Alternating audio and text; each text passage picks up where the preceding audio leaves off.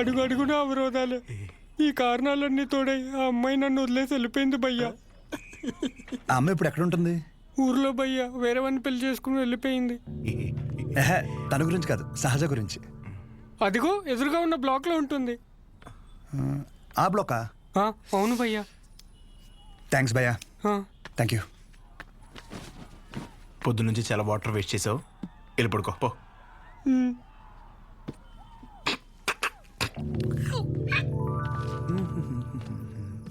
బాబాయ్, ఇక్కడ సహజ అని ఒక అమ్మాయి చదువుకుంటుంది, తెల్లగా ఉంటుంది, తెలుసా? అంతుండి పొట్టి పొట్టి బట్టలు వేస్తుంది. తన తను కాదు బాబాయ్. రోజుకో రోజు బండి మీద దింపుతాడు.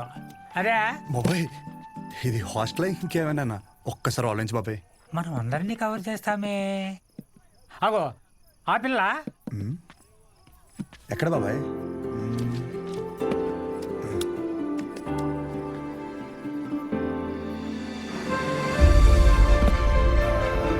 బాబాయ్, హలో,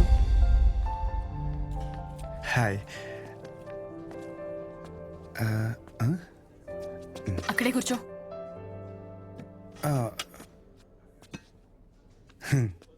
నైట్ అక్కడ నీకేం పని?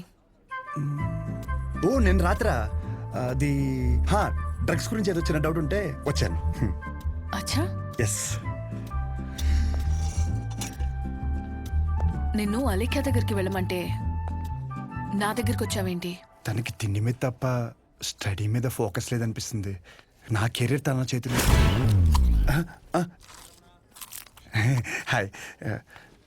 సహజ, మీ డాడీ వచ్చారు. అంటే నాకు మాయా